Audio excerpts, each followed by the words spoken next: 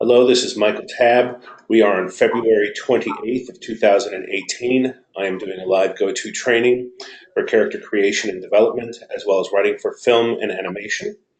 And I am opening the floor for questions. We have a couple students who have shown up this week, which is wonderful. Do either of you, I always start by asking if anybody has any questions or anything they want to know or something that's bothering them or wanting to run something by me. So please feel free if either of you started by having any questions. Quick question. Mhm. When we say short film, in some aspects, I automatically think about Pixar shorts. Um, Those am are, I on that line? Those are short films? yes. Okay, A short so film, okay, a feature film is on average 85 to 90 minutes at minimum, and uh, any amount longer than that. I mean, they have in olden days, they used to make movies that were 3.5 to 4 hours and actually had an intermission like a play or a musical. They did movies like that, like Gone with the Wind. But traditionally, a feature film consists of a story that is a feature script, uh, roughly 2 hours of storytelling. And you know how long your story is usually because every single page roughly adds up to or averages out to 1 minute of screen time. So if you want to write a 2 hour movie, you write a 120-page script. If you want to get it in at 90 minutes, like a lot of comedies do, you're looking at closer to 90 to 100 pages. I always like to have a little bit extra because you always want room to uh, cut things you don't need. And you realize going through the editing process when a story is done that you can trim and you will. It's always better to have the option to keep the best and cut the rest, is the way I like to phrase it. Um, so a short film, there's a separate category for short films, and they can win awards at the Oscars. They go to film festivals, and there are three different ways to do short films. But mainly for the short films in this program, we are going to be writing a 10-page script, of 4 to 10 pages, and it's going to be difficult. Um, in some ways more difficult than a longer version because you're not going to have the same amount of time or page length to develop the things you want to develop or the number of characters you would like to develop to tell that story. So a lot of people say, "Oh, it's easy. It's what? It's 5 to 10 pages. That's no problem." But do understand that it does have its immense challenges, especially since the way we want our proof of concept. Now, proof of concept story. Well, first, it's the way we want our stories to be told is with 3 act structure. 3 act structure is the way is one way in which people talk about beginning, middle, and end of a story, so that it is a complete story, so that you set things up.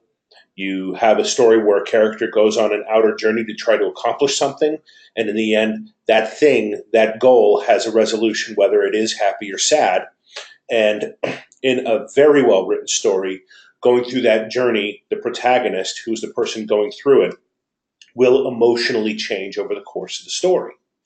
So at the beginning, they'll have a character flaw, which, for example, could be um, I was just going back and forth with a student about one of my favorite, which is forget it. Let's just talk about because I wrote it as one of my characters. Now I'm blanking on the word, but basically a flaw can be somebody's flaw is they're too honest, and they have to learn to tell white lies. It can be that they lie all the time, and they have to learn to be honest. And whatever the character is going through on the outer journey throughout the story, those experiences educate and teach the protagonist that sometimes or from now on, they need to act in a different way and get rid of that character flaw and act in the way that's necessary. Because it's usually has to do with what the premise is. Because the premise is the ideal or the information or the opinion that you're trying to express to the audience. And the way you prove your opinion is have the protagonist go through that experience and be changed by it because they learn what it is you were trying to say. because if you teach the protagonist, you're really teaching the audience. They Oh, are your de facto audience, your protagonist. So you're making them go through a change and a realization that you are going to make the audience realize along with them. That's how we teach the audience something. It's yes, it's the character arc. Very very good, Mr. Holm. yeah, Uh, that makes sense. Sorry, what was that? I say, yeah, that makes sense. I remember that from the character From character creation development. class. Yeah, yeah. So, okay, that makes a lot of sense. Yeah, so it's Um, only going to be 10 pages. Some people can do figure out a way. I have written a four full page, three act arc story. Um, and the thing is, though, that what we're also doing is because we're taking an idea for a story, it's also a proof of concept. And a proof of concept story is one that you feel is important enough and has enough substance to it in its characters and story and what it is you want to say to eventually be rewritten into a full feature film of 90 pages or more. okay, Because we want a three-act story and we want some great story, but we want to make sure what we're saying is important and worth saying to the world. And because we only have a month to learn each thing in this program. So I have a month to teach you to write a three-act story script. But in the real world, if you're going to get work as a professional screenwriter, a writer of feature films, which is where the money is, or television, you're going to have to write a full length sample. You won't have time to write a full length sample in a 4 week class. So I have to dictate kind of parameters that you can accomplish in a class, but also teach you the skills that you would apply to a feature length script. So one of the things we do is when we develop the script, we develop something that after this class, you would feel excited about and hopefully want to delve into deeper and re explore, stretch it out a bit. Like, for example, I teach you all how to write a mentor, a love interest, a reflection character ally. Um, but in a short film, though we plan out for those things because they're good examples and characters to use to really explore the premise and what the protagonist is going through. In a short film, you may not have time to include all those characters. So, but I help you and prepare you to write the feature by reminding you that yes, you can plan for these characters even if you don't use them in the short script because you may use them later once you move to the feature film screenplay format. okay, cool. So that's what a short film is. And the fact does the Okay, story require a love interest? The short film does not require you to use a love interest, but I do because not all short stories, honestly, are going to have a character arc. I'll comment on it if you don't have one, but I won't mark off for it. Character arc, the way a writer really, it's one of the ways in which a writer really shows that they know how to write character, is that they really identify a flaw. They show the character working through that flaw throughout the second act, realizing that flaw is holding them back, and that to be the person that they want to be or need to be, depending on what you're trying to say about the world, they make a change and become somebody different. And then they pay off what they've become different at the very end of the movie. And that's a way in which a writer truly shows that they are a master of telling character driven stories. So you don't need one, but the love interest is integral to the inner journey. So using one, you won't use one if you're not going to really spend time on an inner journey in your short script. But if you really want to work on the inner journey and how the character is changing, the key person in the relationship with the protagonist to help them change is the love interest. Because that character is the one who is inspiring the protagonist to change through his or her actions. Now, a love interest is not always romantic. 99% of the time it is. But people change because of family sometimes, because of friends, because of the people they love interest, not necessarily just because they have a romantic connection. But because most people have a romantic connection or know what it is to have that or to want that, to yearn for that kind of love, it is one of the more effective ways of communicating a relationship with a character that would inspire you to change? Because some people have parents they love, they don't. Some people have kids or families or relatives and whatever. They have people, everybody has different feelings about the people who are family and who they were grown up with. But we all, once we get to a certain age, understand the concept of love and loving someone else. Most of us, we find out what that is and what it feels like, and that yearning for it at the very least, and how we want to achieve it, and would do anything to attain and hold on to and hold dear that love. Um, and that's why that is used so frequently, because even people with horrible childhoods, or who were orphaned and didn't have a good foster experience, they will still understand the desire to feel and have love in their life, and at least on some kind of romantic or interpersonal level. And that's why I think it's so popular, is because everybody can relate to it no matter what their upbringing or whether they had a family or not or whatever. Um, so that's why love interest is so important. Another question is being asked. By the way, in the recording, you cannot see the chat window. It is for some reason on GoToTraining, it records the session. I can record what's on my laptop, but it will never show the GoToTraining control panel that shows me who's in the session and who's speaking, and so you can't see the chat window. So when I start responding to questions nobody asked, I'm not insane. I just wanted to let you know that I'm reading from a chat window that students are asking questions on. Okay. Is it like a death of a love, one that can end the second act and arcs the character in the third act? That's one of a million ways. Look, sometimes it's a character has to learn to be a certain way in order to earn the respect of someone they want the love of. So, like for example, one of my favorite comedies is Groundhog's Day. And the Bill Murray character, Phil Connors, is crazy about finds himself absolutely adoring of his producer, even and because he's kind of a jerk.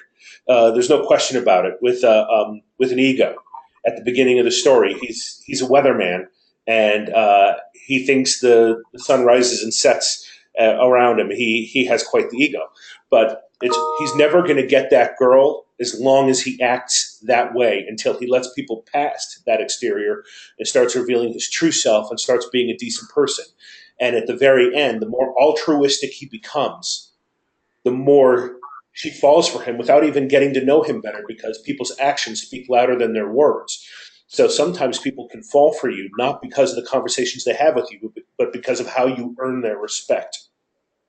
So respect, sometimes it's through earned respect and how you behave. And so it's a million different ways in which a love interest can affect a person. It can be that they are rejecting the protagonist the whole time. It can be that that the protagonist gets ahead by acting in a way that is moving them toward their character arc, because that gets them a little bit of grace in the love interest sides, because behaving well, all of a sudden they're earning their respect. And when they're not behaving the way they need to behave, then they are earning discord. So, and discord is not the proper word there, but I think you know what I mean. So the love interest can affect the protagonist's inner journey in a lot of ways, either to inspire them to change, toward change, or to inspire them to stop acting like they were, which, yes, is also inspiring towards change, but it also can be inspiring them away from what they were. So it can be working in either direction to plow them forward into becoming the person they need to become.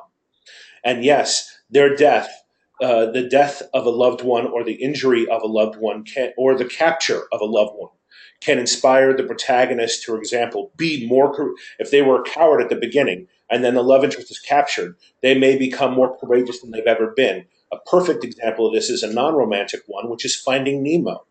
In Finding Nemo, the father, the fish, the clownfish father, his son is captured, and the guy who's afraid to leave this tiny little nook of the ocean where he's raising his only son, because the rest of his fish got eaten up as eggs, and he lost his wife as well, and this kid is his whole life. A fisherman catches this fish and goes away, and this fish, who's afraid to go out of this little area, crosses the entire Atlantic Ocean to find his son and get him back. Love, so sometimes the love interest isn't even there for a lot of the story, but because it's family, it inspires it, if that makes sense. And that kind of relationship makes a lot of sense in a kids movie, because a kids movie, father and child and parent and child relationships, it makes sense for that to make sense in kids movies. And even if a kid comes from a bad background, it would probably move them tremendously as well, because they wish they had that kind of relationship with a parent. And it will mean a lot to them anyway in that age. It's also why movies like Spy Kids work, because believe it or not, the love interests of their parents is what draws them out. And in the end, they wind up inspiring each other as well. Their love of each other to rise up also helps. All right. But those are more reflection ally characters. All right. Does Right. yes.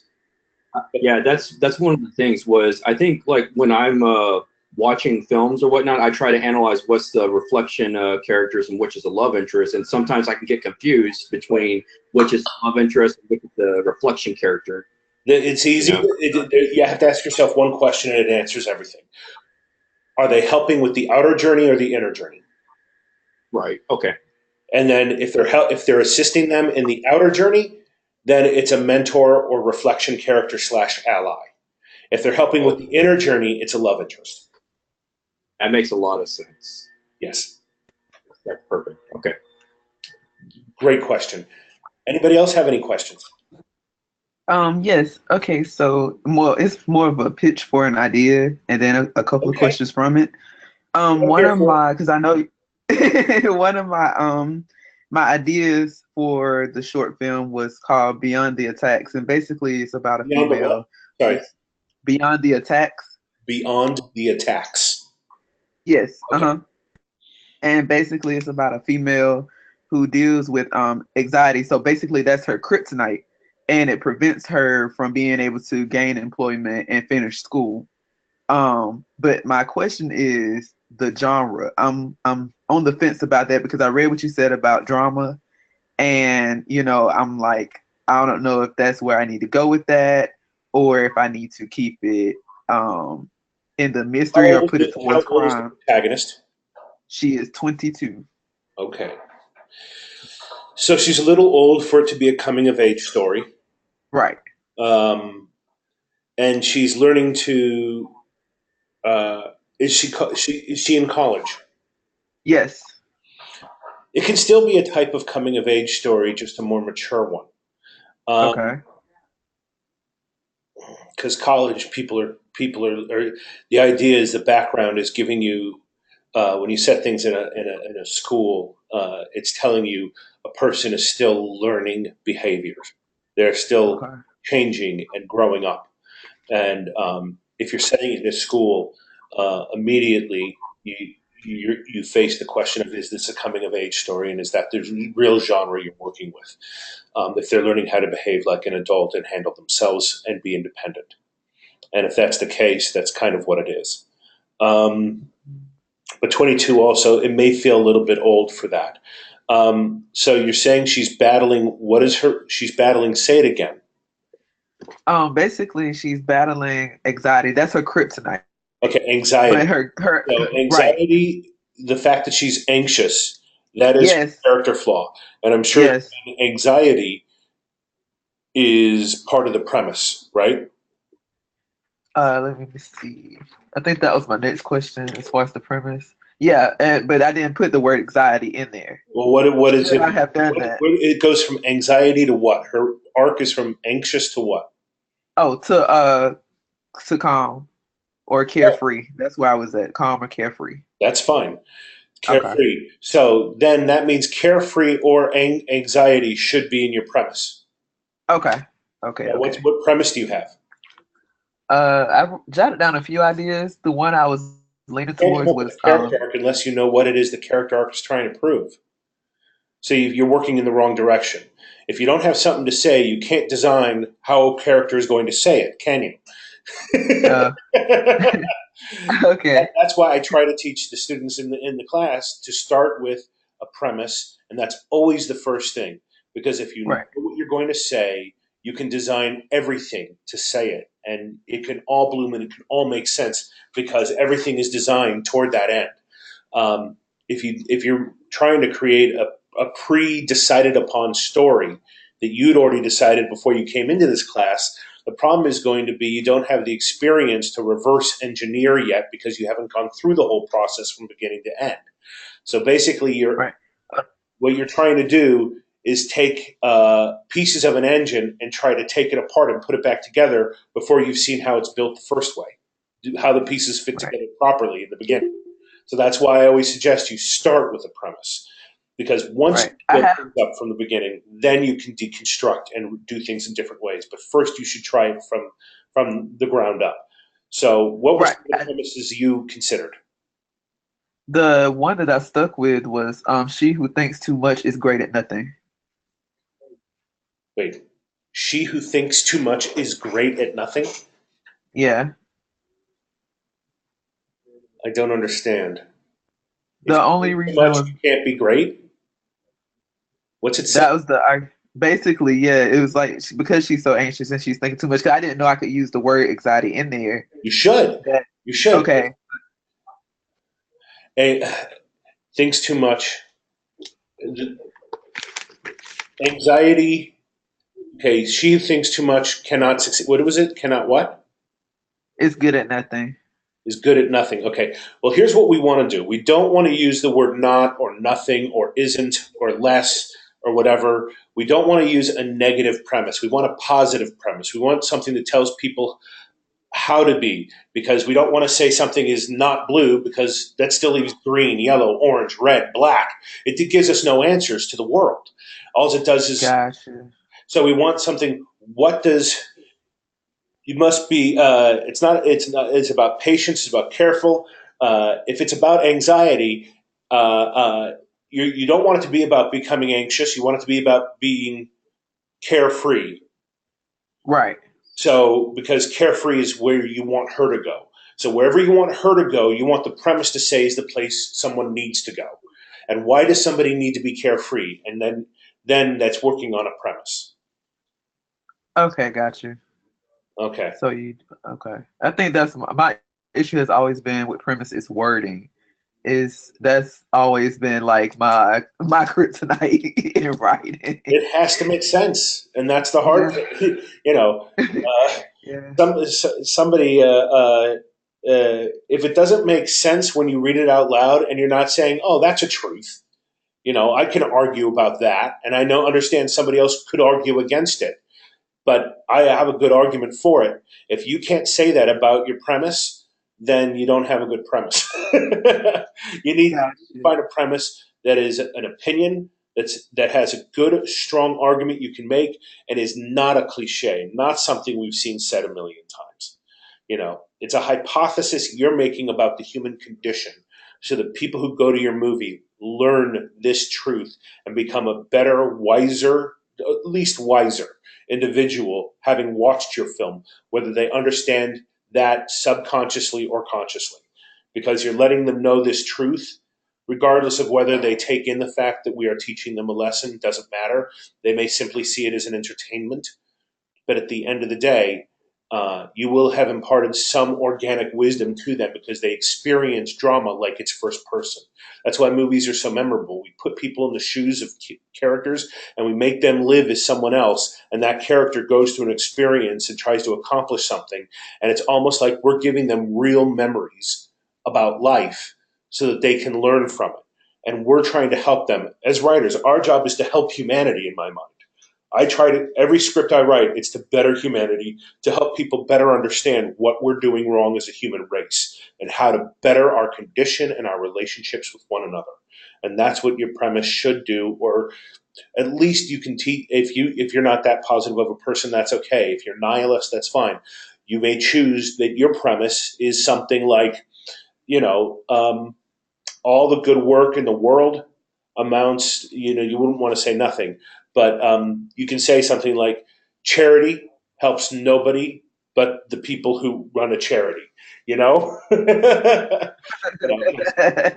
I've been very unfortunate in seeing how that sometimes plays out, and it really pushed me against charity work because I've seen how big charity organizations host these big fundraisers, and all the money goes Yeah, to the people who put on the event and renting the hall and doing everything, and nothing goes to the actual charity. So why did we spend all that time and money on it? And it I really can't bothers agree me. more. Yeah. Yes, I run into that in life a lot as well, especially now that I work with nonprofits. Yep. Seeing the bigger picture of the bigger organizations, it's like, why can't y'all help us? You know?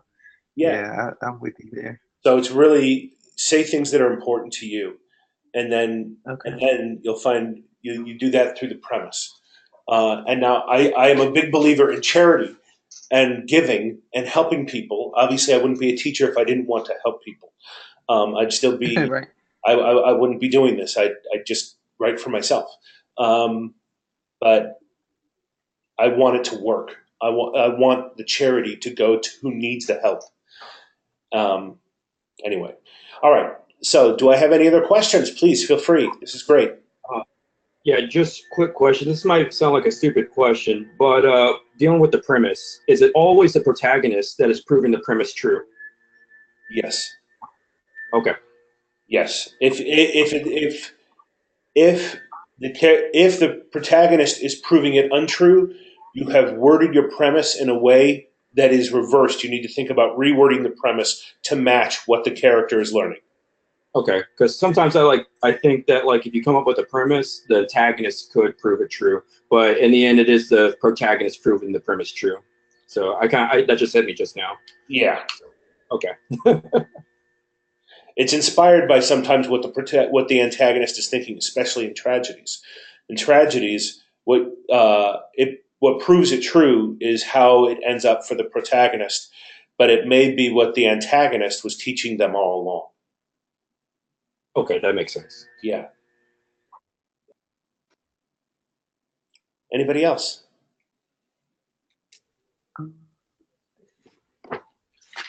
Don't be I think you pretty shy. much answered. I think you pretty much answered my Okay, I answered your question. questions. Great. So this week in the assignments for character creation and development, you will be coming up with three premise ideas, three strongly held, unique, non cliche, original opinions that are a hypothesis you have about the world that are one sentence, very clear, very succinct, about a reality that may be something about reality that may be something that people may realize is the antithesis of a cliche they've been taught in life. It doesn't have to be the antithesis of a common cliche, but a lot of times I will go back and look at cliches and sort out for myself why they are wrong.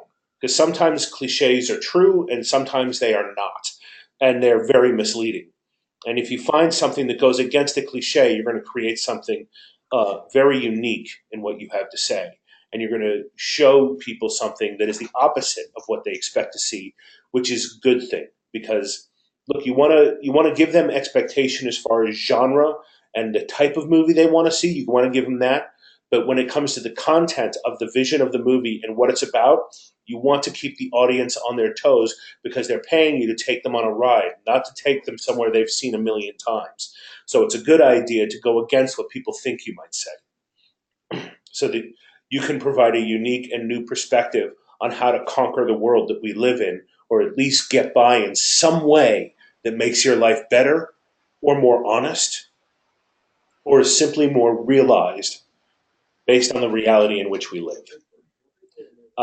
So you come up with three of those. For each of those premise, you must have at least one genre and no more than two per premise.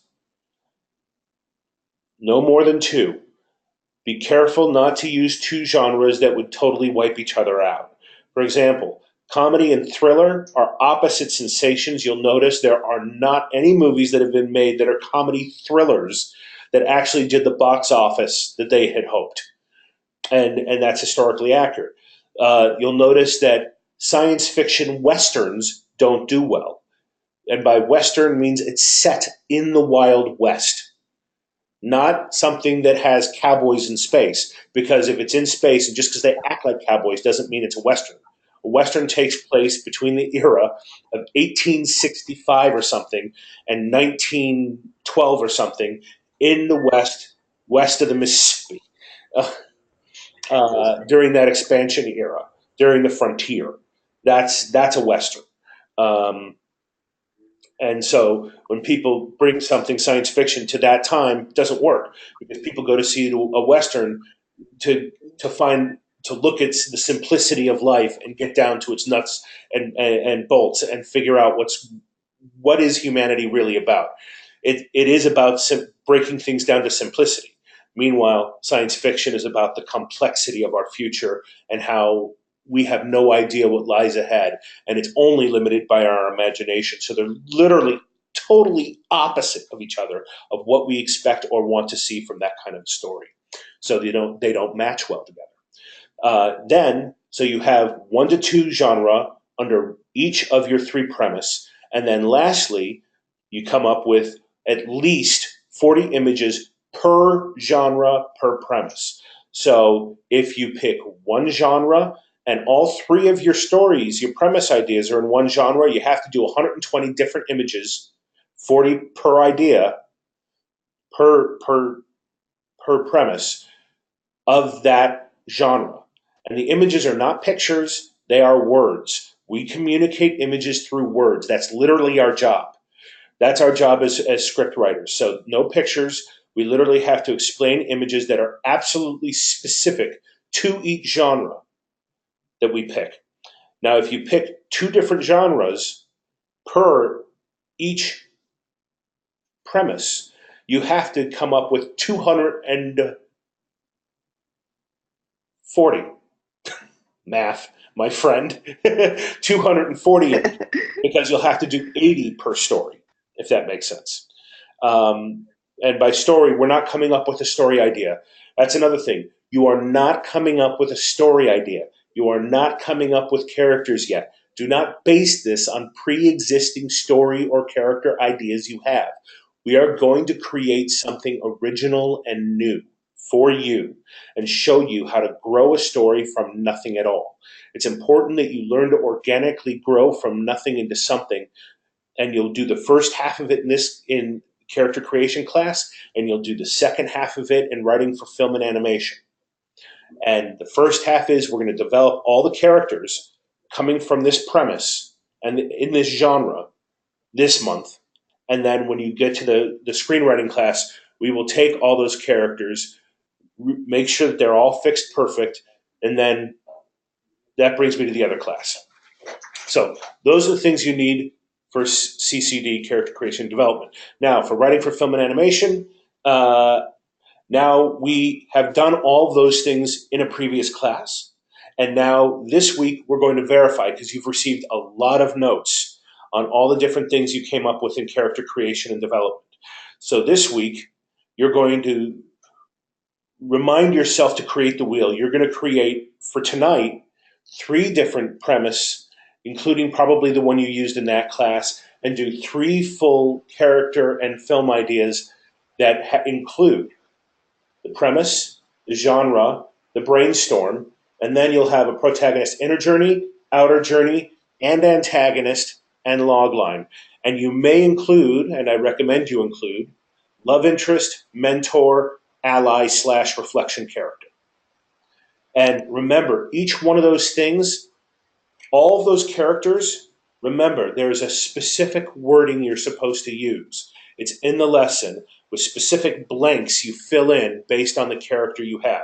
Like the protagonist's inner journey goes from blank to blank. And in each one of those spaces, it's a single word that is a reflection of the flaw the character has and that they need to, and the other half of it is the first blank is the flaw, and they go to the cure to that flaw, which is the opposite, the exact opposite of what the flaw was. It's not these two things that cannot coexist. If they can coexist, then they are not opposite. All right. So remember to use the exact wording you're supposed to use, and then read over it when you're done filling it in, and make sure that what you wrote after you read it out loud, it makes total sense. All right. So those are the two different assignments you're doing. And then on Sunday, you're going to turn in all three of your ideas in CCD class. And in writing for film and animation, you're going to turn in the one of the three ideas that you have decided you definitely want to be exploring for your short script. And that's what we're doing this week. Does anybody have any questions on that? I'm sorry, it's sometimes hard to explain it verbally, even though I know these assignments like the back of my hand.